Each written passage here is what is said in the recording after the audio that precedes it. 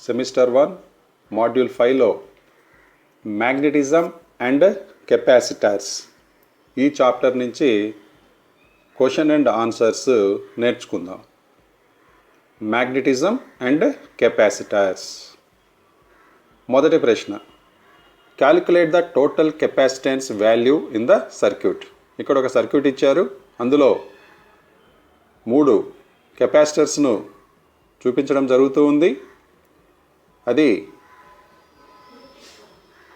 ఆ 3 కలిపితే total capacitance value ఎంత అని అడుగుతున్నారు. ఇక్కడ 3 కెపాసిటర్స్ ఉన్నాయి, ఈ 3 కలిపితే ఎంత కెపాసిటెన్స్ వాల్యూ అని అడుగుతున్నారు. ఇది A 0.16 microfarads, option B 6 microfarad, C 30 microfarad, D 70 microfarad. దీంట్లో కరెక్ట్ ఆన్సర్ ఏమిటి అంటే కరెక్ట్ ఆన్సర్ వచ్చేసి మనకు 6 మైక్రోఫారడ్స్. 6 మైక్రోఫారడ్స్ ఎలా వస్తుంది అనేది మీకు బోర్డు మీద ఎక్స్ప్లెయిన్ చేశాము, కాబట్టి మీకు గుర్తుండే ఉంటుంది. కేవలం రివిజన్ చేసే దానికోసమే ఈ యొక్క వీడియోస్ రూపొందించడం జరుగుతుంది. కాబట్టి డీటెయిల్గా చెప్పుకుంటూ వెళ్తే ఇది కూడా 2-3 గంటల సమయం పడుతుంది. కాబట్టి మనం ఓన్లీ క్వశ్చన్ అండ్ ఆన్సర్స్ గురించే చెప్పుకుంటూ వెళ్దాం. మ్యాక్సిమం ఎక్కడైనా చిన్న చిన్న ఎక్స్ప్లెనేషన్స్ ఉంటే ఇస్తాము.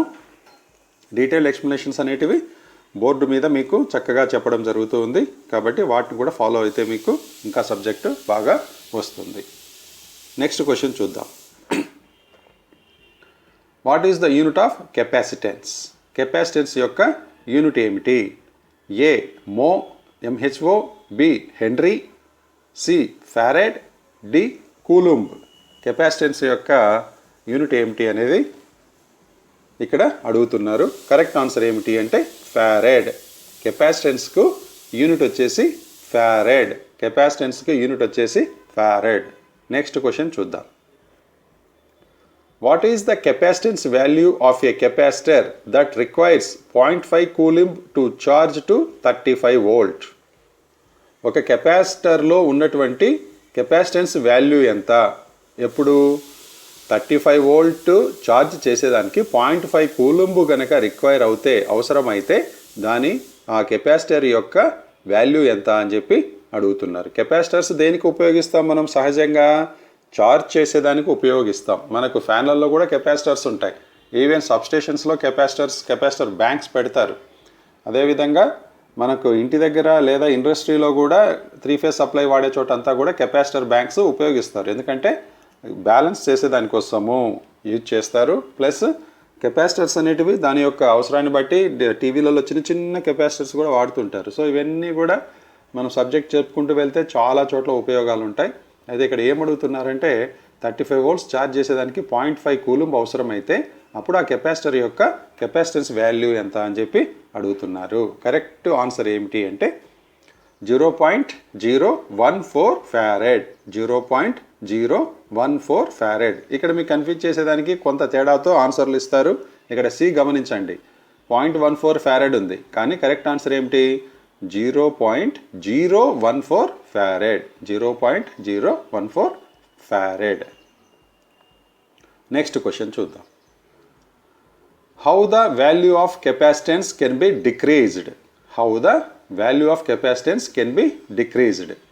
కెపాసిటెన్స్ యొక్క వాల్యూను ఏ రకంగా తగ్గించవచ్చు? కెపాసిటెన్స్ యొక్క వాల్యూను ఏ విధంగా తగ్గించవచ్చు? A increasing the plate area, B increasing the resistance of the plates, C increasing the distance between the plates, D using high dielectric constant material. ఏం చెప్తున్నారు? కెపాసిటెన్స్ యొక్క వాల్యూను ఏ విధంగా తగ్గిస్తారు అంటే ఇంక్రీజింగ్ ద ప్లేట్ ఏరియా, దాంట్లో ఉపయోగించే కెపాసిటర్స్లో ఉపయోగించే ప్లేట్ ఏరియాను పెంచడం ద్వారా. Option B increasing the resistance of the ప్లేట్స్లో ఉన్న ప్లేట్స్ యొక్క రెసిస్టెన్స్ను పెంచడం ద్వారా. ఆప్షన్ సి ఏం చెప్తున్నారు? Increasing the distance between the plates, 2 plates మధ్య ఉండే దూరాన్ని పెంచడం ద్వారా. Option D using high dielectric constant material, దాంట్లో డైఎలక్ట్రిక్ కాన్స్టెంట్ మెటీరియల్ అనేది ఉంటుంది కెపాసిటర్లో, దాని యొక్క వాల్యూను దాన్ని పెంచడం, దాని యొక్క విలువను పెంచడం అనమాట. హై డైఎలక్ట్రిక్ కాన్స్టెంట్ మెటీరియల్, ఆ యొక్క పదార్థాన్ని హై డైఎలక్ట్రిక్ కాన్స్టెంట్ మెటీరియల్ను ఉపయోగించడం. కరెక్ట్ ఆన్సర్ ఏమిటి అంటే ఆప్షన్ సి. రెండు ప్లేట్స్ మధ్య దూరాన్ని పెంచడం ద్వారా కెపాసిటెన్స్ వాల్యూను తగ్గించవచ్చు. రెండు ప్లేట్స్ మధ్య దూరాన్ని పెంచుట ద్వారా కెపాసిటర్లో కెపాసిటెన్స్ వాల్యూను తగ్గించగలము అని దీని యొక్క answer. How the value of capacitance can be decreased. Option C correct answer. Increasing the distance between the plates. Next question చూద్దాం. What is the diamagnetic substance? Diamagnetic substance which is the diamagnetic substance? ఈ కింది వాటిల్లో ఏది diamagnetic substance అని చెప్పి అడుగుతున్నారు. Paramagnetic, diamagnetic అనేటివి ఉన్నాయి, మనకు తెలుసు. ఇక్కడ మనం చెప్పుకుంటున్నట్టు చాప్టర్ కూడా మ్యాగ్నెటిజం అండ్ కెపాసిటర్స్, కాబట్టి ఇక్కడ ప్రశ్నలన్నీ కూడా కెపాసిటర్స్ మీద, మ్యాగ్నెటిజం మీదనే వస్తాయి. ఇక్కడ డయామాగ్నెటిక్ సబ్స్టెన్స్ ఏది కింద చెప్పిన వాటిల్లో? ఏ ఎయిర్ గాలి, బి స్టీల్, స్టీల్ అనేది అంటే ఉక్కు, సి వాటర్ నీరు, డి ప్లాటినం ఇది ఒక పదార్థం. సో వీటిల్లో డయామాగ్నెటిక్ సబ్స్టెన్స్ ఏది అని అడుగుతున్నారు. Water is the diamagnetic substance. Which is the diamagnetic substance అంటే ఎయిర్ కాదు, స్టీల్ కాదు, ప్లాటినం కాదు. C water is the diamagnetic substance. Water is the diamagnetic substance. Next question. Which factor affects the polarity of the electromagnet? Electromagnet అనేది మనకు తెలుసు. Permanent magnets ఉన్నాయి, temporary magnets ఉన్నాయి, electromagnets ఉన్నాయి. పర్మనెంట్ మ్యాగ్నెట్ అంటే సహజ సిద్ధంగానే దానికి ఆకర్షించే గుణం ఉంటే వాటిని పర్మనెంట్ మ్యాగ్నెట్స్ అంటాం. అయితే టెంపరరీ మ్యాగ్నెట్స్ అంటే ఒక మ్యాగ్నెట్ని తీసుకొని ఇంకొక మెటల్ను దేనైనా బాగా రుద్దినామంటే దానికి తాత్కాలికంగా అయస్కాంత లక్షణాలు అనేటివి కలిగి ఉంటాయి. అదేవిధంగా కరెంటును పంపడం ద్వారా ఒక బార్కి, ఒక రాడ్కు వైర్ చుట్టి దానికి సప్లై చేయడం ద్వారా దాన్ని మనము ఆ రాడ్ను ఎలక్ట్రోమాగ్నెట్గా తయారు చేస్తున్నాం. అయితే ఏ ఫ్యాక్టర్స్ దాని యొక్క పొలారిటీ మీద ఎఫెక్ట్స్ అవుతాయి అని అడుగుతున్నారు. A length of the coil యొక్క పొడవు వలన, లేకపోతే option B direction of current అంటే కరెంటు ప్రవహించే దిశ వలన, లేదా option C strength of current దాంట్లో పంపించేటువంటి కరెంట్ యొక్క విలువను బట్టా, లేదా option D strength of the magnetic field ఆ యొక్క మ్యాగ్నెటిక్ ఫీల్డ్లో ఉన్నటువంటి అయస్కాంత శక్తి, అయస్కాంత క్షేత్రం యొక్క స్ట్రెంగ్త్ మీద, దాని యొక్క బలం మీదన ఆ యొక్క ఎలక్ట్రోమాగ్నెట్లో పొలారిటీ అనేది మార్పు జరుగుతుంది అని అడుగుతున్నారు. కరెక్ట్ ఆన్సర్ ఏమిటంటే డైరెక్షన్ ఆఫ్ కరెంట్. ఎప్పుడైనా గుర్తుపెట్టుకోండి, clock wise direction, anti clock wise direction. అంటే క్లాక్ వైజ్ అంటే గడియారం తిరిగే దిశను క్లాక్ వైజ్ అంటాం. గడియారము ముళ్ళు తిరిగే దశకు వ్యతిరేక దిశలో తిరిగేదాన్ని యాంటీ క్లాక్ వైజ్ డైరెక్షన్ అని అంటాం. కరెంటు ప్రవాహాన్ని మనం ఏ పక్క నుంచి పంపిస్తామో దాని పొలారిటీ అనేది ఆ విధంగా మారుతూ ఉంటుంది. నార్త్ టు సౌత్, లేదా అంటే ముందు నుంచి వెనక్కి. ఉదాహరణకు మనము ఇది ఒక ఎలక్ట్రోమాగ్నెట్లో మనము కాయిల్ ఇలా ఉంటుంది. సో దీనికి మనము ఇక్కడ ప్లస్ మైనస్ సప్లై ఇక్కడి నుంచి ప్రవహించింది అనుకో, అప్పుడు ఈ విధంగా వస్తుంది. అలా కాకుండా మనము మార్చామనుకోండి, ప్లస్ మైనస్ అనుకోండి, అప్పుడు ఏమవుతుంది? అప్పుడు ఇలా వెళ్ళేది ఇలా అవుతుంది అనమాట.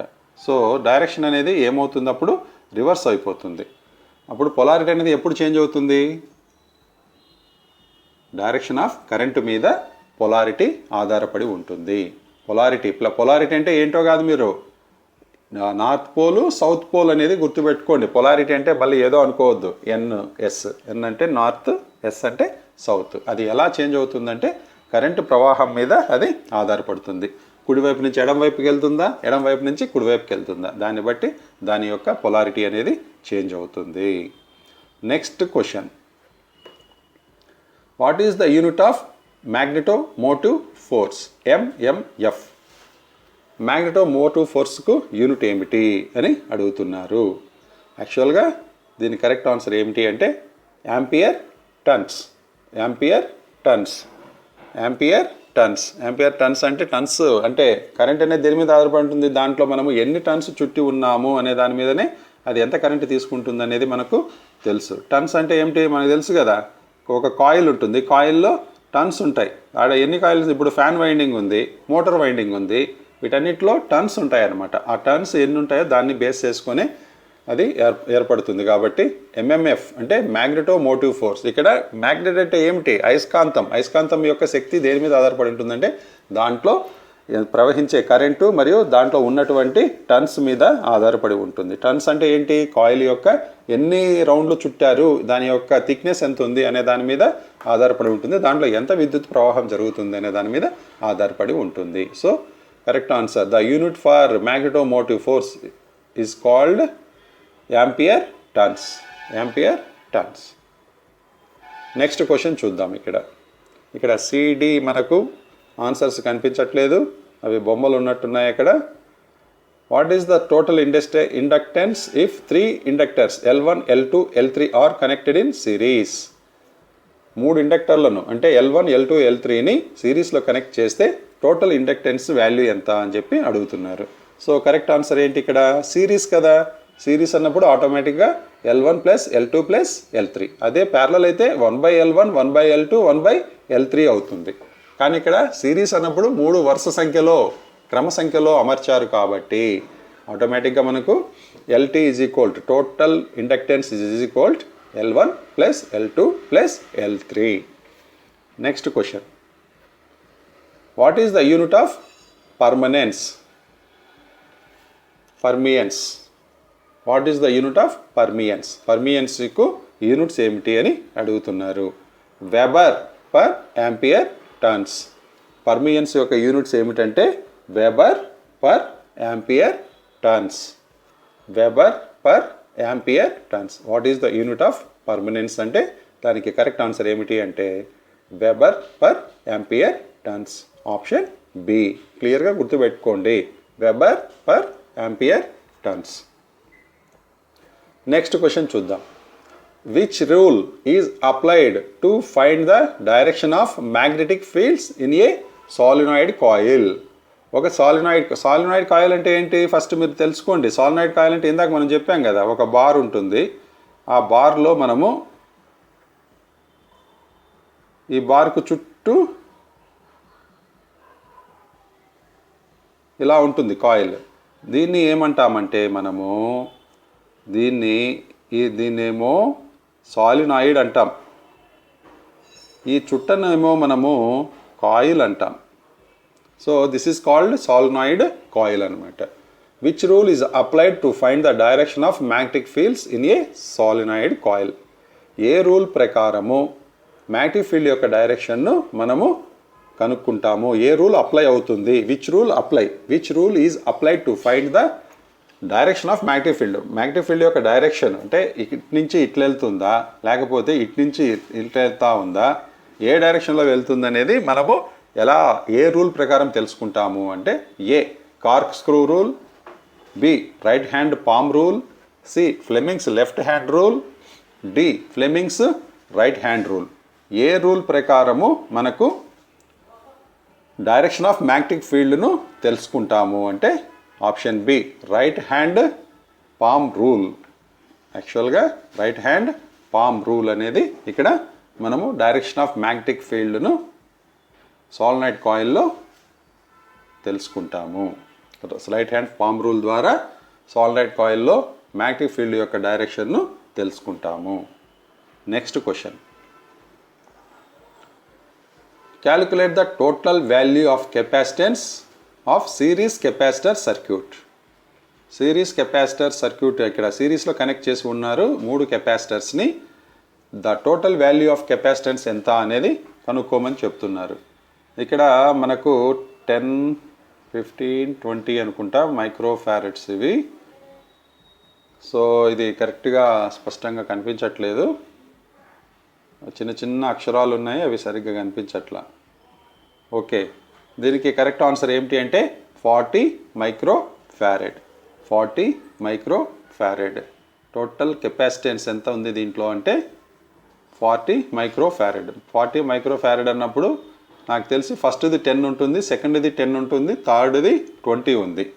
సో మొత్తం ఇక్కడ మనం ఇందాక చెప్పుకున్నాం కదా, total capacitance LT is equal L1 plus L2 plus L3, L1 plus L2 plus L3.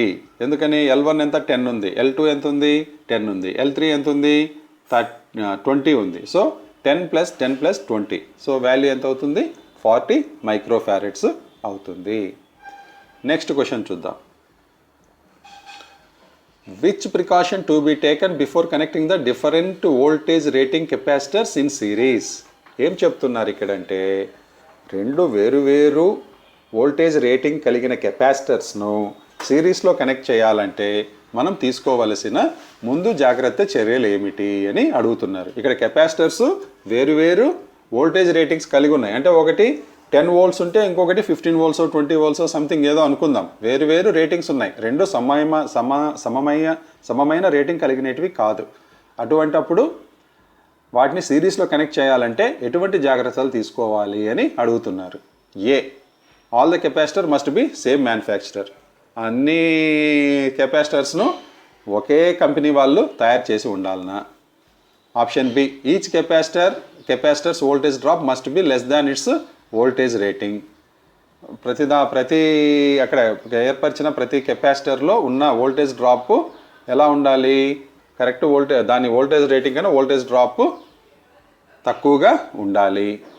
C, total capacitors value must be less than the lowest value of capacitor. Total capacitors value must be less than the lowest value of, రెండు కలిపితే కూడా తక్కువ capacitor value ఉన్నదానికన్నా తక్కువగా ఉండాలంట. అంటే ఇప్పుడు 5 ఉందనుకుందాం, మనము ఒక కెపాసిటర్ వాల్యూ 5 ఉంది, 5 మైక్రోఫారెడ్స్, దానికన్నా తక్కువ వాల్యూ కలిగి ఉండాలి టోటల్ కెపాసిటర్స్ వాల్యూ అని చెప్తున్నారు. So break down voltage of each capacitor must be same. Capacitor యొక్క బ్రేక్ డౌన్ వోల్టేజ్ సమంగా ఉండాలి, సమంగా ఉండాలి అని అంటున్నారు. దీనికి కరెక్ట్ ఆన్సర్ ఏమిటి అంటే, each capacitors voltage drop must be less than its voltage rating. దానికి ఇచ్చిన వోల్టేజ్ రేటింగ్ కన్నా వోల్టేజ్ డ్రాప్ అనేది వోల్టేజ్ రేట్ కన్నా తక్కువగా ఉండాలి. సో ఇక్కడ సిరీస్లో కనెక్ట్ చేసేదానికి ఏమి ముందు జాగ్రత్తలు తీసుకోవాలి మనము అంటే, డిఫరెంట్ రేటింగ్ కలిగిన కెపాసిటర్స్ను సిరీస్లో కనెక్ట్ చేయాలంటే మనం తీసుకోవాల్సిన ముందు జాగ్రత్త ఏమిటి, ప్రికాషన్ ఏమిటి అంటే, each capacitors voltage drop must be less than its voltage rating. Next question చూద్దాం. Which material is the paramagnetic substance? ఇందాక మనం చెప్పుకున్నాం కదా, పారామాగ్నెటిక్, డయామాగ్నెటిక్స్ అనేటివి ఉంటాయి అనేది మనము గతంలోనే చెప్పుకున్నాం. మీకు క్లాసెస్లో కూడా వీటిని చాలా చక్కగా ఎక్స్ప్లెయిన్ చేయడం జరిగింది. Which material is the paramagnetic substance? A, cleat wiring, B, copper, C, bismuth, D, graphite. ఈ నాలుగిటలో పారామాగ్నెటిక్ సబ్స్టెన్స్ ఏది కలిగి ఉంటుందంటే కాపర్. పారామాగ్నెటిక్, డయామాగ్నెటిక్ వీటి గురించి చెప్పడం జరిగింది మీకు గతంలోనే. సో ఇక్కడ ఇచ్చిన నాలుగిటల్లో పారామాగ్నెటిక్ ఏమిటి అంటే copper is the paramagnetic substance. Next question చూద్దాం.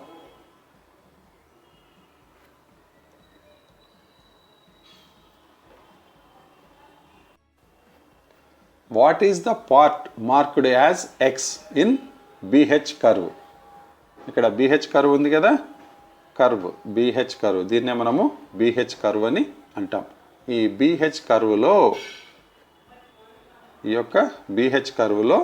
ఎక్స్ అనేది దేన్ని చూపిస్తుంది అని అడుగుతున్నారు. ఎక్స్ ఎక్కడుంది? ఇక్కడ ఇది.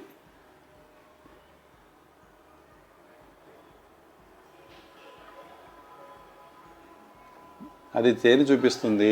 కోయర్సివిటీని చూపిస్తుందా, శాచురేషన్ పాయింట్ను చూపిస్తుందా, తర్వాత మ్యాగ్నటైజింగ్ ఫోర్స్ను చూపిస్తుందా, లేకపోతే రెసిడ్యుయల్ మ్యాగ్నటిజంను చూపిస్తుందా? BH కర్వ్లో ఎక్స్ దేన్ని చూపిస్తుంది? ఎక్స్ అనేది దేన్ని చూపిస్తుంది? ఎక్స్ పాయింట్ ఎక్కడుంది? ఇక్కడ ఉంది ఎక్స్ పాయింట్. ఇక్కడ ఈ పార్ట్, ఆ పార్ట్ స్పష్టంగా గమనించండి. ఈ పార్ట్ను ఏం చూపిస్తుంది అని అడుగుతున్నారు. ఆ పార్ట్ దేన్ని చూపిస్తుంది అంటే అది కోయర్సివిటీని చూపిస్తుంది. కోయర్సివిటీని చూపిస్తుంది. దేన్ని చూపిస్తుంది? కోయర్సివిటీని చూపిస్తుంది. Next question. What is the similar term in magnetic circuit for conductance in electrical circuit? Magnetic సర్క్యూట్లో, ఎలక్ట్రికల్ సర్క్యూట్లో కండక్టెన్స్ అనేది సహజంగా మనం వింటూ ఉంటాం. సిమిలర్ టర్మ్ అంటే కండక్టెన్స్, ఎలక్ట్రికల్ సర్క్యూట్లో ఉన్న కండక్టెన్స్కు సిమిలర్ పదము ఏమిటి? ఎలక్ట్రికల్ సర్క్యూట్లో కండక్టెన్స్ అంటాం. అదేవిధంగా మ్యాగ్నెటిక్ సర్క్యూట్లో ఆ కండక్టెన్స్కు ఇంకొక పేరు ఉంది, అంటే సిమిలర్ టర్మ్, దానికి సమానమైన పదం ఉంది. ఆ పదం పేరు ఏమిటి అని అడుగుతున్నారు. రిలక్టివిటీ, permeance, reluctance, permeability. So electrical సర్క్యూట్లో కండక్టెన్స్ అంటే మ్యాగ్నెటిక్ సర్క్యూట్లో అలాంటి దాన్నే ఏమని పిలుస్తాము అంటే పర్మియన్స్ అని పిలుస్తాము. పర్మియన్స్ ఎలక్ట్రికల్ సర్క్యూట్లో కండక్టెన్స్ అంటాం. అదే మ్యాగ్నెటిక్ సర్క్యూట్లోకి వచ్చేసరికి దాన్ని ఇంకొక రకంగా పిలుస్తాం. ఏమని పిలుస్తామంటే పర్మియన్స్ అని పిలుస్తాము. పర్మియన్స్ అని పిలుస్తాము. Next question. What is the unit of reluctance? రిలక్టెన్స్కు యూనిట్ ఏమిటి? రిలక్టెన్స్ యొక్క యూనిట్ ఏమిటి? Ampere turns per weber. Reluctance యొక్క యూనిట్ ఏమిటి అంటే ampere turns per weber. Ampere turns per weber. దేనికి? రిలక్టెన్స్కు యూనిట్స్. నెక్స్ట్ క్వశ్చన్ చూద్దాం. Which is the correct expression of capacitance? C if the electric charge is Q and the voltage is V. ఇక్కడ మనకు ఏమడుగుతున్నారు? Formula expression of capacitance C is equal ఏమని అడుగుతున్నారు? Electric charge Q అంటాం, వోల్టేజ్ని వి అంటే కరెక్ట్గా సిని ఎలా మెజర్ చేస్తాము అని అడుగుతున్నారు. ఇక్కడ ఎక్స్ప్రెషన్ ఆఫ్ కెపాసిటెన్స్ ఏమిటంటే C is equal Q by V. గుర్తుపెట్టుకోండి, C is equal Q by V. Next question చూద్దాం. How can you increase the pulling strength of an electromagnet? ఆకర్షించే శక్తి. పుల్లింగ్ స్ట్రెంగ్త్ అంటే ఆకర్షించే శక్తి. ఎలక్ట్రోమాగ్నెట్ యొక్క ఆకర్షణ శక్తిని ఏ విధంగా ఇంక్రీజ్ చేయవచ్చు అని అడుగుతున్నారు. పుషింగ్ అంటే తోసే శక్తి, పుల్లింగ్ అంటే లాగే శక్తి. సో ఒక ఎలక్ట్రోమాగ్నెట్ యొక్క ఆకర్షణ శక్తిని, పుల్లింగ్ స్ట్రెంగ్త్ను ఏ విధంగా ఇంక్రీజ్ చేయవచ్చు అని అడుగుతున్నారు. A, increase the field intensity. దాంట్లో ఉన్నటువంటి ఫీల్డ్ ఇంటెన్సిటీని పెంచడం ద్వారానా? Option B, reduce the current in the coil. దాంట్లో కాయిల్లో, మ్యాగ్నెటిక్ కాయిల్ కదా, అది మ్యాగ్నెటిక్ ఎలక్ట్రోమాగ్నెట్ కదా. ఎలక్ట్రోమాగ్నెట్ అంటే ఏంటి? విద్యుత్ అయస్కాంత క్షేత్రం. విద్యుత్ అయస్కాంత క్షేత్రంనే మనము ఎలక్ట్రోమాగ్నెట్ అని అంటాం. ఈ విద్యుత్ అయస్కాంత క్షేత్రంలో ప్రవహించేటువంటి కరెంటును తగ్గించడం ద్వారానా? Reduce the number of turns in the coil. దాంట్లో మనము కాయిల్కు ఉన్నటువంటి టర్న్స్ను తగ్గించడం ద్వారా దాని యొక్క పుల్లింగ్ స్ట్రెంగ్త్ పెంచవచ్చా? లేదా option D, increase the BH curve of the material. BH curve, material యొక్క బిహెచ్ కర్వ్ను పెంచడం ద్వారా మనము ఎలక్ట్రోమాగ్నెట్ యొక్క పుల్లింగ్ స్ట్రెంగ్త్ను పెంచవచ్చా అని అడుగుతున్నారు. కరెక్ట్ ఆన్సర్ ఏమిటంటే ఫీల్డ్ ఇంటెన్సిటీని పెంచడం ద్వారా, ఎలక్ట్రోమాగ్నెటిక్ యొక్క ఫీల్డ్ ఇంటెన్సిటీని పెంచడం ద్వారా మనము ఆ యొక్క మ్యాగ్నెట్ యొక్క పుల్లింగ్ స్ట్రెంగ్త్ను ఇంక్రీజ్ చేయవచ్చు, పెంచవచ్చు. ఏం చేయడం ద్వారా? ఫీల్డ్ ఇంటెన్సిటీని పెంచడం ద్వారా. ఇంక్రీజ్ ద ఫీల్డ్ ఇంటెన్సిటీ, అంతే కదా. ఏదైనా మనము బలంగా ఆకర్షించాలంటే దానికి అంత బలమైన శక్తిని ఇంకా మనము ఇవ్వాలి.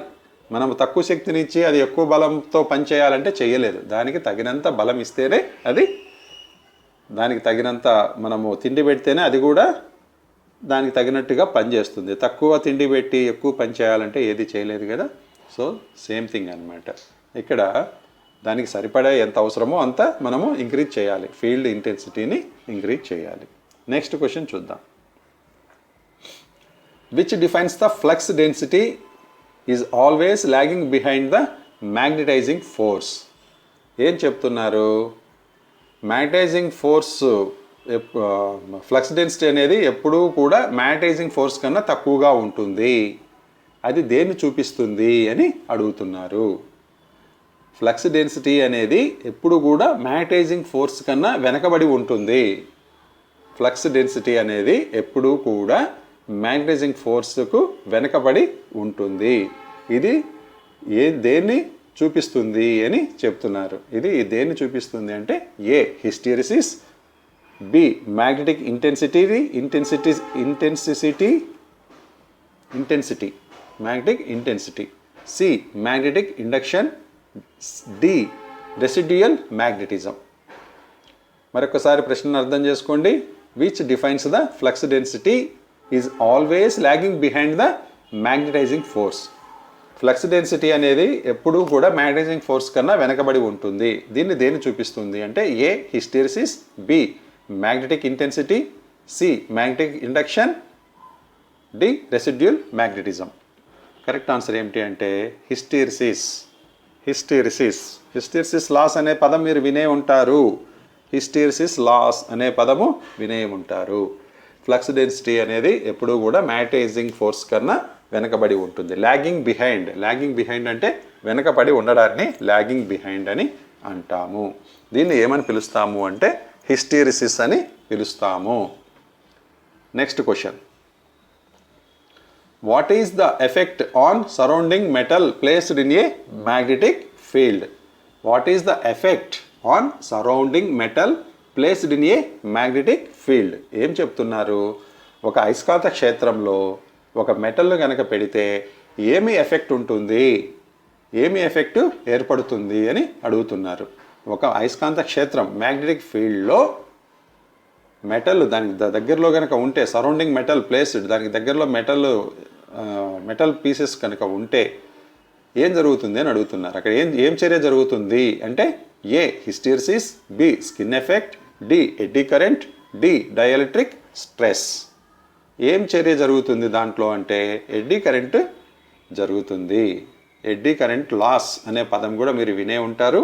Eddy current loss. ఒక అయస్కాంత క్షేత్రంలో కనుక దానికి చుట్టుపక్కల మెటల్ కనుక ఉంటే అది ఎడ్డీ కరెంట్ లాస్ను ఏర్పరుస్తుంది. ఎడ్డీ కరెంట్ దాన్ని ఏమంటామంటే మనము ఎడ్డీ కరెంట్ అని అంటాం. అంటే దాని ద్వారా ఆ యొక్క అయస్కాంతము మ్యాగ్నెటిక్ ఫీల్డ్ వల్ల, అయస్కాంత క్షేత్రం వల్ల ఆ యొక్క మెటల్ కూడా, సరౌండింగ్ మెటల్ కూడా కొంత అయస్కాంత శక్తిని కలిగి ఉంటుంది, అయస్కాంత శక్తిని పొందుతుంది. అది దాన్నే మనం ఏమంటామంటే ఎడ్డీ కరెంట్ అని అంటాం.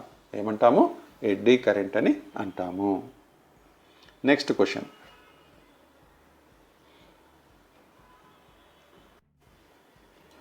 In which device the air capacitors are used?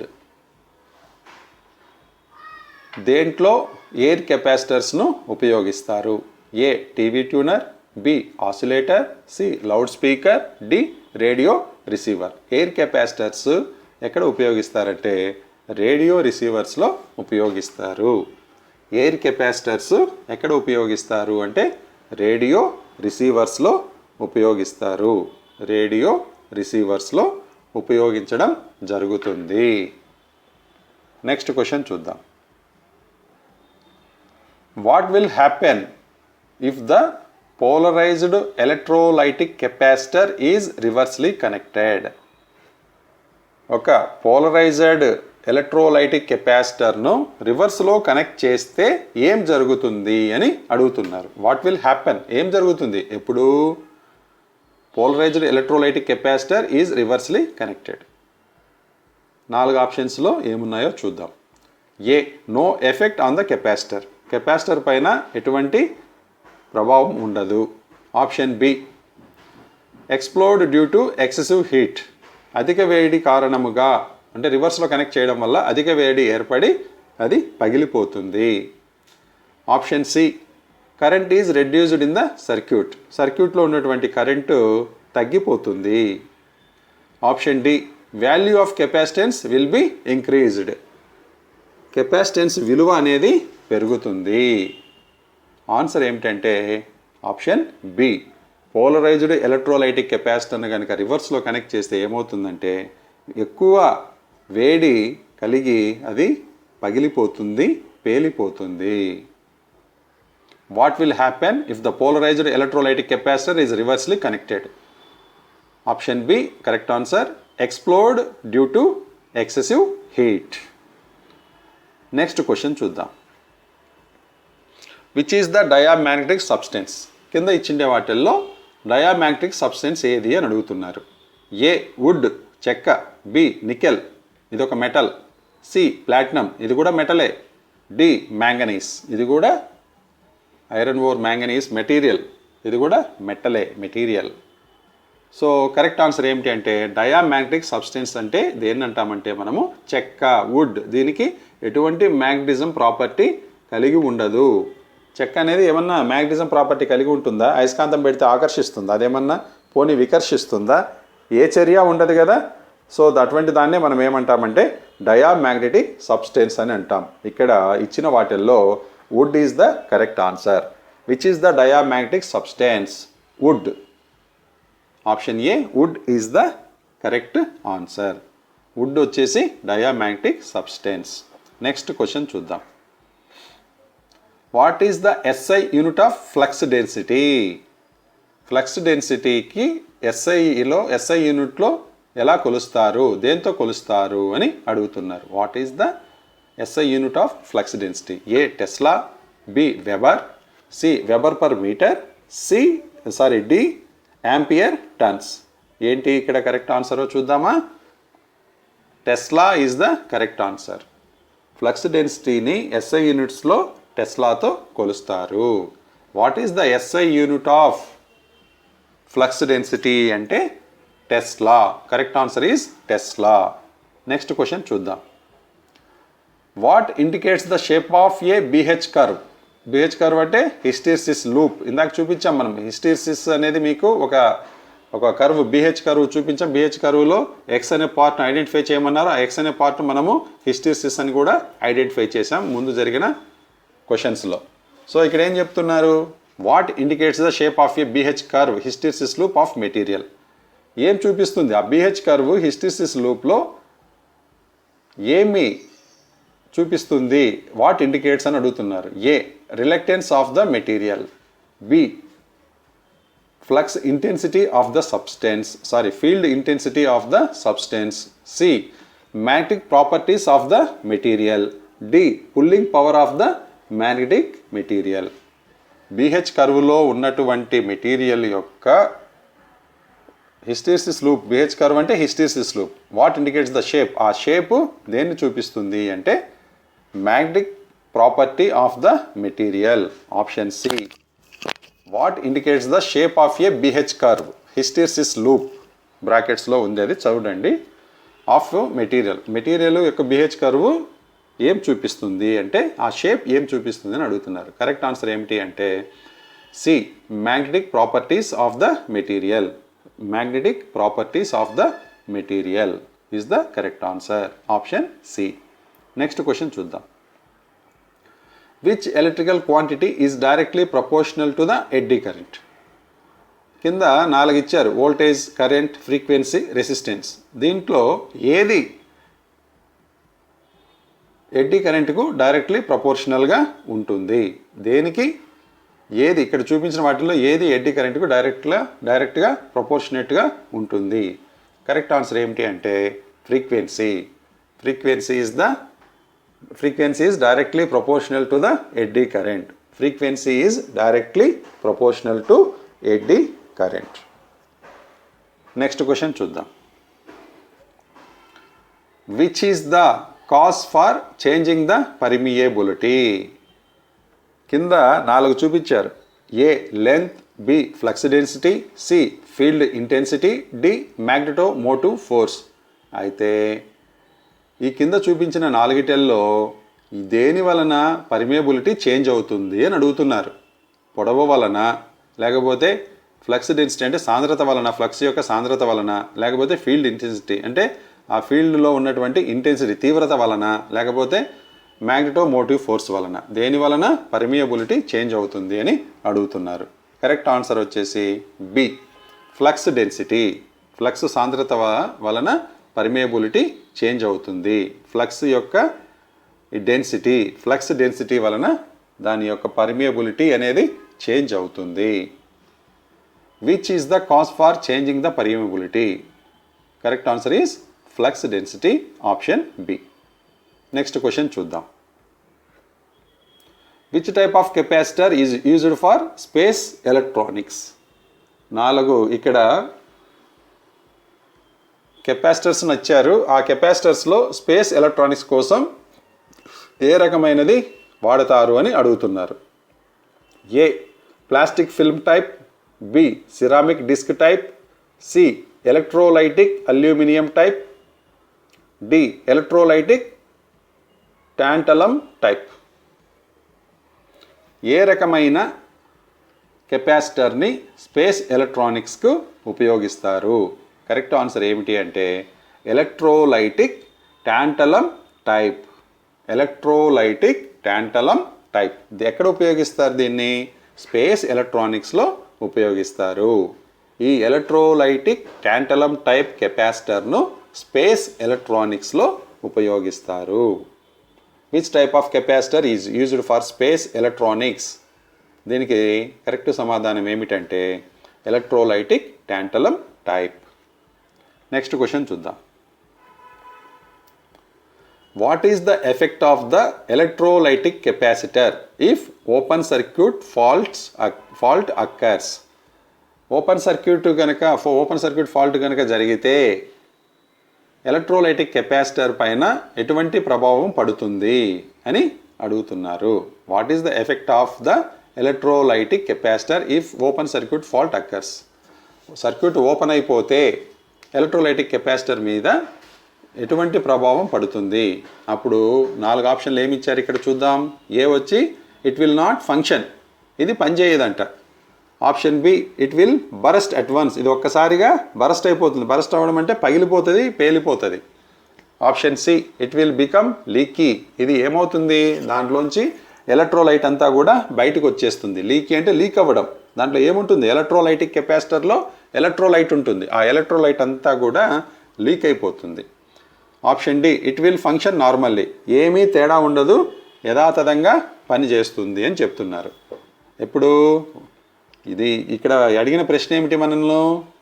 Open circuit జరిగితే ఎలక్ట్రోలైటిక్ కెపాసిటర్ మీద ఎటువంటి ప్రభావం చూపిస్తుంది అంటే ఎలక్ట్రోలైటిక్ కెపాసిటర్ ఇప్పుడు పని చేయదు.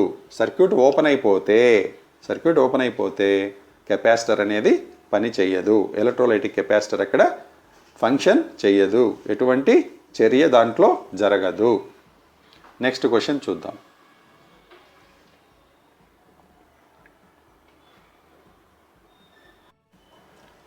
What will be the change in value of capacitance if the distance of the plates are decreased in the capacitor? ఏమడుగుతున్నారు ఈ ప్రశ్నలో అంటే కెపాసిటర్లో ఉన్నటువంటి ప్లేట్స్ యొక్క దూరాన్ని కనుక తగ్గిస్తే అప్పుడు దాంట్లో ఉన్నటువంటి కెపాసిటెన్స్ వాల్యూలో ఎటువంటి మార్పు జరుగుతుంది అని అడుగుతున్నారు. కెపాసిటర్లో ఉన్నటువంటి ప్లేట్స్ యొక్క మధ్య దూరాన్ని తగ్గిస్తే అప్పుడు దాని యొక్క వాల్యూ ఏ విధంగా చేంజ్ అవుతుంది అని అడుగుతున్నారు. What will be the change in value of capacitance if the distance of the plates are decreased in the capacitor? ఏమంటున్నారు? బికమ్స్ 0, దాని విలువ 0 అవుతుంది. ఆప్షన్ బి రిమైన్స్ సేమ్, ఎటువంటి మార్పు ఉండదు. ఆప్షన్ సి డిక్రీజెస్, దాని వాల్యూ కెపాసిటెన్స్ వాల్యూ తగ్గుతుంది. Option D increases, capacitance value పెరుగుతుంది. ఏది కరెక్ట్ ఆన్సర్ దీనికి అంటే ఆప్షన్ డి. ఇంతకుముందు మనం ఒకటి చెప్పుకున్నాం, ఏంటి? కెపాసిటర్లో ప్లేట్స్ మధ్య దూరం పెంచితే దాని యొక్క వాల్యూ అనేది, కండక్టివిటీ వాల్యూ అనేది తగ్గిపోతుంది అని చెప్పినాం. ఇక్కడేం చేస్తున్నాం? ప్లేట్స్ మధ్య దూరాన్ని తగ్గిస్తున్నాం. అక్కడ పెంచడం వల్ల వాల్యూ తగ్గింది. ఇక్కడ ప్లేట్స్ మధ్య దూరాన్ని తగ్గిస్తున్నాం. ఆటోమేటిక్గా ఏమవుతుంది? దాని యొక్క కెపాసిటెన్స్ వాల్యూ అనేది పెరుగుతుంది. ఇది what will be the change in value of capacitance if the distance of the plates are decreased in the capacitor. దీనికి కరెక్ట్ సమాధానం ఏమిటంటే, సరైన సమాధానం ఆప్షన్ డి ఇంక్రీజెస్, పెరుగుతుంది అన్నమాట. నెక్స్ట్ క్వశ్చన్ చూద్దాం. Which property of magnet is illustrated? ఇక్కడ చూపించే బొమ్మలో అయస్కాంతం యొక్క ఏ గుణం కనిపిస్తుంది? ఇక్కడ చూపించింది ఒక బొమ్మ చూపించారు. ఇక్కడ ఈ బొమ్మలో మనకు ఏం చెప్తున్నారు, ఇక్కడ అక్కడ ఏం చూపిస్తుంది మీకు ఆ బొమ్మలోనే, ఆ బొమ్మను చూసి మీరు ఏం చెప్తారు, అక్కడ ఏ రకమైన పని జరుగుతూ ఉంది, చర్య జరుగుతూ ఉంది అని అడుగుతున్నారు. A directive property, B induction property, C saturation property, D poles existing property. అంటే డైరెక్టివ్ ప్రాపర్టీ చూపిస్తుందా, ఇండక్షన్ ప్రాపర్టీని చూపిస్తుందా, సాచురేషన్ ప్రాపర్టీని చూపిస్తుందా, సాచురేషన్ అంటే ఇంకా మ్యాక్సిమం వాల్యూ, లేదా డి పోల్స్ ఎగ్జిస్టింగ్ ప్రాపర్టీ చూపిస్తుందా. ఏమిటి దీనికి కరెక్ట్ ఆన్సరు అంటే డైరెక్టివ్ ప్రాపర్టీ. డైరెక్టివ్ ప్రాపర్టీ ఏం చూపిస్తుంది ఇక్కడ మనకు డైరెక్టివ్, గమనించండి, ఇది ఈ డైరెక్షను, ఇది ఈ డైరెక్షన్లో లాగుతూ ఉన్నారు, ఇది ఈ డైరెక్షన్లో లాగుతున్నారు, ఇది ఈ డైరెక్షన్లో లాగుతూ ఉన్నారు. ఏంటి, ఒకటి ఆ పక్కకు ఒకటి ఈ పక్కకు. గమనించండి అక్కడ డైరెక్షన్ యారోస్ వేస్తున్నారు కదా కింది పక్క. సో అక్కడ ఏం చూపిస్తూ ఉంది మనకంటే which property of magnet is illustrated అంటే డైరెక్టివ్ ప్రాపర్టీ. అక్కడ ఏం కనిపిస్తుంది అంటే డైరెక్టివ్ ప్రాపర్టీ అనేది మనకు కనిపిస్తుంది. అంటే north direction south direction, north direction south direction అనేది మనకు అక్కడ కనిపిస్తుంది. ఇక్కడ ఏంది సార్ ఇది మధ్యలో అని మీరు అడగొచ్చు. మీరు కన్ఫ్యూజ్ కావద్దండి. దీన్ని అదేదో మధ్యలో మీకు ఏదో కట్టేసినట్టు అనిపిస్తుంది, లేదా ఏదో మధ్యలో ఏదో కర్ర పెట్టినట్టు కనిపిస్తుంది. అది కాదు, అది ఫ్రీగా వేలాడ తీసిన మ్యాగ్నెట్, ఒక దారానికి కట్టి ఫ్రీగా వేలాడ తీసిన మ్యాగ్నెట్ అది. అప్పుడు అది నార్త్ డైరెక్షను సౌత్ డైరెక్షను చూపిస్తూ ఉంది. అలా ఫ్రీగా ఒక దారానికి కట్టి వదిలేసిన మ్యాగ్నెట్ ఏం చూపిస్తుందంటే డైరెక్షన్ చూపిస్తుంది. అక్కడ మనకు డైరెక్టివ్ ప్రాపర్టీ అనేది కనిపిస్తూ ఉంది. కన్ఫ్యూజ్ కావద్దండి. అక్కడ నార్త్ డైరెక్షన్ సౌత్ డైరెక్షన్ అనేది చూపిస్తుంది. ఫ్రీగా వేలాడుతున్నటువంటి మ్యాగ్నెట్ అది, అయస్కాంతం. ఓకే, నెక్స్ట్ క్వశ్చన్ చూద్దాం. Which is the paramagnetic substance? ఇందాక మనం ఒకటి చెప్పుకున్నాం, డయామ్యాగ్నెటిక్ అనేది వుడ్ అని చెప్పుకున్నాం. అయితే ఇక్కడ పారామ్యాగ్నెటిక్ ఏంటి ఇక్కడ చూపించిన వాటిల్లో అడుగుతున్నారు. ఏ ఎయిర్ గాలి, బి స్టీల్ ఉక్కు, సి గ్లాస్, గ్లాస్ అనేది అందరికీ తెలుసు, డి వాటర్ అంటే నీళ్ళు. ఏది కరెక్ట్ ఆన్సర్ దీనికి అంటే పారామ్యాగ్నెటిక్ దాన్ని ఏమంటామంటే గాలి అని అంటాం. ఇది ఇందాక కూడా వచ్చినట్టుంది క్వశ్చన్ మనకి, మళ్ళీ అడిగారు ఇక్కడ. Which is a paramagnetic substance? Air is the paramagnetic substance. Next question చూద్దాం. Which method of magnetization is used to make commercial purpose permanent magnets? ఏం చెప్తున్నారు ఈ ప్రశ్నలో మనకు అంటే ఏ పద్ధతి ద్వారా పర్మనెంట్ మ్యాగ్నెట్స్ని కమర్షియల్గా ఉత్పత్తి చేస్తారు? కమర్షియల్ అంటే ఏమిటి? మనము సొంతంగా తయారు చేసేదానికి, అంటే ఎక్కడైనా ఉపయోగించేదానికి, అమ్ముకుండేదానికి అమ్మే వాటిని మనము కమర్షియల్ అంటాం. అంటే ఇక్కడ కమర్షియల్ అంటే అమ్ముతారా అని కాదు, అమ్మడం అనేది వేరు.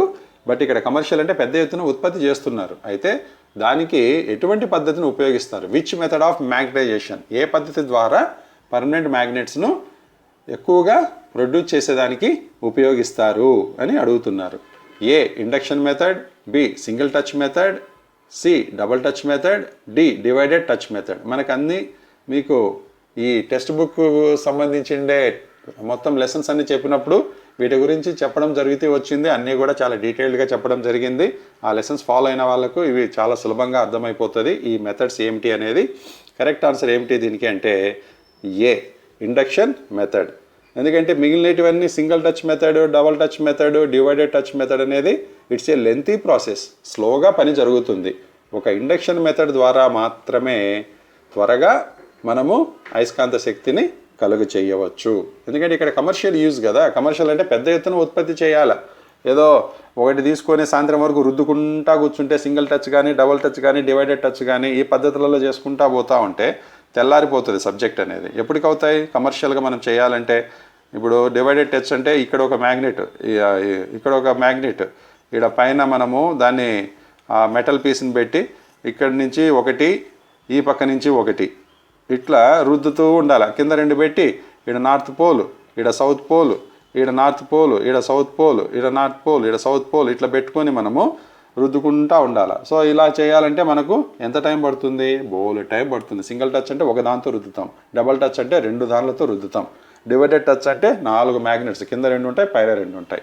సో ఏ పద్ధతి అయినా కానీ మనము ఎక్కువ సంఖ్యలో ఉత్పత్తి చేయాలన్నప్పుడు ఈ మెథడ్స్ అనేటివి ఉపయోగపడవు, కమర్షియల్ పర్పస్ కోసము ఉపయోగపడవు. అటువంటప్పుడు ఏం ఉపయోగిస్తారంటే ఇండక్షన్ మెథడ్ అనే పద్ధతి ద్వారా ఎక్కువ సంఖ్యలో పర్మనెంట్ మ్యాగ్నెట్స్ను ఉత్పత్తి చేయడం అనేది జరుగుతుంది. నెక్స్ట్ క్వశ్చన్ చూద్దాం. What is the effect of inductance if the distance between the turns increases? ఏం చెప్తున్నారు ఇక్కడ? What is the effect of inductance if the distance between the turns increases? Turns అంటే మనకు తెలుసు కదా, ఇందాక చెప్పుకున్నాం. టర్న్స్, ఇది టర్న్స్. అయితే ఏం చెప్తున్నారు, ఈ టర్న్స్ మధ్య ఉండే దూరాన్ని పెంచితే అది ఇండక్టెన్స్ మీద ఏ ప్రభావం చూపిస్తుంది? టర్న్ కింద చూపించిన బొమ్మకు ఇప్పుడు పైన చూపిస్తున్న బొమ్మకి తేడా ఉంది చూడండి. అంటే దానికి మధ్య టర్న్స్ యొక్క మధ్య గ్యాప్ను, దూరాన్ని పెంచాం పైన. అటువంటప్పుడు ఏం జరుగుతుంది, మనకు టర్న్స్ అంటే దగ్గరగా ఉంటాయి. మనకి ఇవన్నీ చూసే ఉంటాం. టర్న్స్ అంటే బైండింగ్ చేసిన వాళ్ళకైతే అవగాహన ఉంటుంది. ఇది ఒక రకమైంది, ఇది 1, ఇది 2, ఇదేమో 3. ఇక్కడ 3 రకాలు ఏంటి ఉన్నాయి. దీనికన్నా ఒకటో దానికన్నా రెండో దాని దగ్గర టర్న్స్ యొక్క గ్యాప్ ఎక్కువ ఉంది, రెండో దానికన్నా మూడో దాని యొక్క టర్న్స్ మధ్య గ్యాప్ అనేది ఎక్కువగా ఉంది. అలా గ్యాప్ ఎక్కువ ఉంటే ఇండక్టెన్స్ ఏ విధంగా మార్పు చెందుతుంది అని అడుగుతున్నారు. ఇండక్టెన్స్ వాల్యూ ఏ విధంగా అవుతుంది అంటే ఏ ఇంక్రీజెస్ పెరుగుతుందా, బి డిక్రీజెస్ తగ్గుతుందా, సి బికమ్స్ 0 అంటే 0 అవుతుందా దాని విలువ, డి రిమైన్స్ సేమ్ అంటే ఎటువంటి ప్రభావం ఉండదు, అది అలాగే ఉంటుంది. అంటే టర్న్స్ అనేది దగ్గరగా ఉన్నా దూరంగా ఉన్నా ఏమీ లేదు, కామన్గా ఉంటుంది అని చెప్తున్నారనమాట. సో ఏది దీనికి కరెక్ట్ ఆన్సర్ అంటే ఆప్షన్ ఏ. ఏమంటున్నారు, పెరుగుతుందంట. ఏం జరుగుతుంది? What is the effect of inductance if the distance between the turns increases? ఇక్కడ టర్న్స్ మధ్య గ్యాప్ అనేది పెరిగితే ఏం జరుగుతుందంటే ఇండక్టెన్స్ యొక్క ఎఫెక్ట్ కూడా పెరుగుతుంది, ఇండక్టెన్స్ యొక్క ఎఫెక్ట్ కూడా పెరుగుతుంది అని చెప్తున్నారు. Next question. What is the function of dielectric insulator in capacitor? కెపాసిటర్లో డైఎలక్ట్రిక్ ఇన్సులేటర్ యొక్క పని ఏమిటి? ఫంక్షన్, దాని యొక్క పని ఏంటి, ఏం చేస్తుంది అది? ఇన్సులేటర్లో ఉన్నట్టు డైఎలక్ట్రిక్ ఇన్సులేటరు, కెపాసిటర్లో ఉన్నటువంటి డైఎలక్ట్రిక్ ఇన్సులేటరు ఏం పని చేస్తుంది, దాని యొక్క ఉద్దేశం ఏమిటి, దాని ఫంక్షన్ ఏమిటి అని అడుగుతున్నారు. A increases the strength of capacitance, capacitance యొక్క స్ట్రెంగ్త్ను పెంచుతుందా. B prevents any current flow between plates, plates మధ్య ఉండేటువంటి కరెంటు ఫ్లోను అంటే ఆ ప్లేట్ను ఈ ప్లేట్ను మధ్య టచ్ కాకుండా ఆపుతుందా. C protects from short circuit between the plates, రెండింటిని షార్ట్ సర్క్యూట్ కాకుండా ఆపుతుందా. D helps to hold the change in capacitor for long period, helps to hold the charge in capacitor for long period, కెపాసిటర్లో ఉన్నటువంటి charge ఎక్కువ కాలము నిల్వ ఉండేటట్లు చేస్తుందా. ఏమడుగుతున్నారు ఇక్కడ? ప్రశ్న మరొకసారి వినండి. What is the function of dielectric insulator in capacitor? కెపాసిటర్లో డైఎలక్ట్రిక్ ఇన్సులేటర్ ఉంటుంది, దాని యొక్క ఉద్దేశం ఏమిటి, అది ఎందుకు ఉపయోగపడుతుంది, ఏం పని చేస్తుంది అది అంటే 4 ఆప్షన్స్లో మన కరెక్ట్ ఆప్షన్ ఏంటంటే option B prevents any current flow between plates మధ్యలో ఉంటుంది. ఈ యొక్క డైఎలక్ట్రిక్ ఇన్సులేటర్ అనేది 2 ప్లేట్ల మధ్య ఉంటుంది. ఆ ప్లేట్స్ మధ్య అది పెట్టడానికి గల కారణం ఏమిటి అంటే ఆ 2 ప్లేట్స్ మధ్య ఉన్నటువంటి కరెంటు ప్రవాహాన్ని అది అడ్డుకుంటుంది. ఆ 2 ప్లేట్స్ మధ్య కరెంటు ప్రవాహాన్ని అది అడ్డుకుంటుంది. Prevents any current flow between plates. 2 plates కాదు, చాలా ప్లేట్స్ ఉంటాయి. ఎన్ని ప్లేట్స్ ఉంటాయి? అన్ని ప్లేట్స్ మధ్యలో డైఎలక్ట్రిక్ ఇన్సులేటర్స్ అనేటివి పెడతారు. డైఎలక్ట్రిక్ ఇన్సులేటర్ అంటే అదేదో పెద్ద పదార్థం అనుకోవద్దండి, అదొక పేపర్ అంతే. వాటి మధ్యలో ఒక పేపర్ ఉంటుంది, అది డైఎలక్ట్రిక్ వాల్యూ కలిగి ఉంటుంది, దాని విలువ డైఎలక్ట్రిక్గా ఉంటుంది అనమాట. అంటే పేపర్ అంటే ఏదో మామూలు పేపర్ కాదు, కొంచెం మందపాటి పేపరు, కొంచెం దానికి కొంత డిఫరెంట్ ప్రాపర్టీస్ కలిగి ఉండేది పెడతారనమాట. మీరు ఎప్పుడైనా కెపాసిటర్ ఓపెన్ చేసి చూడండి, మీకు క్లాసెస్ జరిగినప్పుడు మేము కెపాసిటర్ లోపల ఉండే పార్ట్స్ కూడా చాలా చక్కగా చూపించి వివరించడం జరిగింది. సో అవన్నీ మీరు చూసి ఉండి చదివి ఉంటే మీకు కెపాసిటర్ అనగానే మైండ్లోకి వచ్చేస్తుంది అనమాట. ఓకే, నెక్స్ట్ క్వశ్చన్ చూద్దాం. Which factor is determining the value of capacitance in capacitor? ఇక్కడ ఏం అడుగుతున్నారు? Which factor is determining the value of capacitance in capacitor? కింద 4 ఇచ్చారు. ఏమిటది? Area of the plates, B shape of the plates, C material of the plates, D thickness of the plates. ఈ 4 దేని వలన కెపాసిటర్లో కెపాసిటెన్స్ వాల్యూను మనము కొలుస్తాము, దేని ద్వారా దాని యొక్క విలువను నిర్ణయిస్తాము, కెపాసిటెన్స్ యొక్క విలువను నిర్ణయిస్తాము అని చెప్పి అడుగుతున్నారు. కెపాసిటర్లో ఏరియా ఆఫ్ ద ప్లేట్స్ అంటే ఏరియా అంటే ఎంత ప్రాంతం అది విస్తరించి ఉంది ఆ ప్లేట్ అనే దాన్ని బట్టి, లేకపోతే షేప్ ఆఫ్ ద ప్లేట్ అంటే దాని ఆకారాన్ని బట్టి గుండ్రంగా ఉంది, దీర్ఘచతురస్రంగా ఉంది, చతురస్రంగా ఉంది, ట్రయాంగిల్ అంటే ఏమంటాం దాన్ని, ట్రయాంగిల్ని మనము ట్రయాంగిల్ అంటే త్రికోణం ఆకారంలో ఉందా, ఇలా ఏ ఆకారంను బట్టి మనం నిర్ణయిస్తామా, లేకపోతే C material of the plates ఆ ప్లేట్లలో ఉపయోగించిండే మెటీరియల్ని బట్టి నిర్ణయిస్తామా, లేకపోతే థిక్నెస్ ఆఫ్ ద ప్లేట్స్ ఆ ప్లేట్ల యొక్క మందాన్ని బట్టి మనము నిర్ణయిస్తామా. ఏంటి?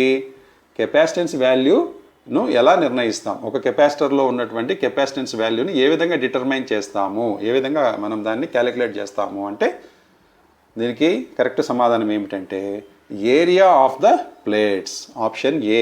ఏరియా ఆఫ్ ద ప్లేట్స్ అంటే ఏంటి? ఇప్పుడు 4 ప్లేట్లు ఉన్నాయా, 6 ప్లేట్లు ఉన్నాయా, 10 ప్లేట్లు ఉన్నాయా, 20 ప్లేట్లు ఉన్నాయా అనేది దాని యొక్క కెపాసిటెన్స్ వాల్యూ అనేది నిర్ణయించడం అనేది జరుగుతుంది. షేప్ ఉంటే ఆకారాన్ని బట్టి నిర్ణయం అనేది జరగదు. అదేవిధంగా దాంట్లో ఉపయోగించే మెటీరియల్ కాదు, లేకపోతే ప్లేట్ల యొక్క మందం అనేది కాదు. ఇక్కడ ముఖ్యము ప్లేట్స్ యొక్క ఏరియా ఎంత తీసుకునింది అనేది ఇక్కడ మనకు ముఖ్యం అన్నమాట. So which factor is determining the value of capacitance in capacitor? Option A area of the plates. Option A area of the plates. Next question చూద్దాం.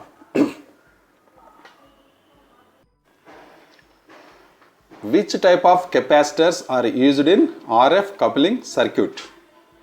ఇక్కడ ఏమడుగుతున్నారు ప్రశ్నను? ఆర్ఎఫ్ కప్లింగ్ సర్క్యూట్లో ఏ రకమైన కెపాసిటర్ను ఉపయోగిస్తారు అని అడుగుతున్నారు. ఆర్ఎఫ్ కప్లింగ్ సర్క్యూట్లో ఏ రకమైన కెపాసిటర్ను ఉపయోగిస్తారు? Which type of capacitors are used in RF coupling circuit? A tantalum, B monolithic, C electrolytic, D metallised polypropylene. ఈ 4 ఏ రకమైన కెపాసిటర్ను ఆర్ఎఫ్ కప్లింగ్ సర్క్యూట్లో ఉపయోగిస్తారు అని అడుగుతున్నారు. ఆన్సర్ కరెక్ట్ ఏమిటి దీనికి అంటే మోనోలిథిక్ కెపాసిటర్ను ఆర్ఎఫ్ కప్లింగ్ సర్క్యూట్లో ఉపయోగిస్తారు. Which type of capacitors are used in RF coupling circuit అంటే దీనికి సరైన సమాధానం ఏమిటి అంటే option B monolithic. RF coupling సర్క్యూట్లో ఉపయోగించే కెపాసిటర్ ఏది అంటే మోనోలిథిక్ కెపాసిటర్. ఓకే స్టూడెంట్స్, ఇక్కడితో మనము మ్యాగ్నెటిజం అండ్ కెపాసిటర్స్లో ఉన్నటువంటి 37 ప్రశ్నలను చదువుకున్నాం, నేర్చుకున్నాం. మీరు దీన్ని ఒకసారి కాదు అవసరమైనన్ని సార్లు మీరు చూడండి, వినండి, చదవండి. తద్వారా మీకు టాపిక్ అనేది ఈ ప్రశ్నలు అనేటివి మైండ్లోకి బాగా వస్తాయి. తద్వారా మీరు ఎగ్జామినేషన్స్లో ఎటువంటి ఎగ్జామినేషన్స్లో అయినా సరే సులభంగా మీరు ఆన్సర్స్ చేయగలరు. అయితే దానికన్నా ముందు మీరు సబ్జెక్ట్ వినడం అనేది చాలా అవసరం. మనం సబ్జెక్ట్ను చాలా బాగా చెప్పాం, క్లాస్ రూమ్స్లో చెప్పాం, ఆన్లైన్లో కూడా చెప్పాం. తర్వాత ప్రశ్న జవాబులను కూడా బోర్డు పైన కూడా మీకు ఎక్స్ప్లెయిన్ చేసి లైవ్గా మీకు క్లాసెస్ కూడా వినిపించడం జరిగింది. వర్చువల్ క్లాసెస్ ద్వారా మీరు ఇంటి దగ్గర నుంచి మీరు చదువుకునే అవకాశం అనేది చాలా చక్కగా కల్పించడం జరిగింది. ఇప్పుడు కూడా ఈ ప్రశ్నలను జవాబులను మనము చదివి వినిపించడం ద్వారా పిల్లలకు మరింత బాగా సబ్జెక్ట్ అనేది మా ఆన్సర్స్ అనేటివి మైండ్లోకి ఎక్కుతాయనే ఉద్దేశంతో ఈ ప్రయత్నం కూడా చేస్తున్నాం. కాబట్టి వీటన్నిటిని మీరు చక్కగా విని నేర్చుకొని ఎగ్జామినేషన్స్లో not only examinations, IT examinations ఒక్కటే కాదు మీరు ఆలోచన చేయవలసింది. భవిష్యత్తులో అనేక రకాలైనటువంటి ఉద్యోగానికి సంబంధించిన పరీక్షలు కూడా రాయాల్సి ఉంటుంది, ఇంటర్వ్యూలలో కూడా ప్రశ్నలు వేస్తారు. వాటన్నిటికీ కూడా ఇది ఉపయోగపడుతుంది. కాబట్టి ఎవరు అశ్రద్ధ చేయవద్దని చెప్పి మిమ్మల్ని మరీ కోరుతున్నాను. మీ యొక్క మంచి భవిష్యత్తు కోసం మేము తీసుకున్నటువంటి ఈ యొక్క చర్యలు ఏవైతే ఉన్నాయో అది మీరు కూడా స్వాగతించి మీరు కూడా దాన్ని సద్వినియోగపరుచుకుంటే మీ భవిష్యత్తు చాలా బాగా ఉంటుంది. All the best. Thank you.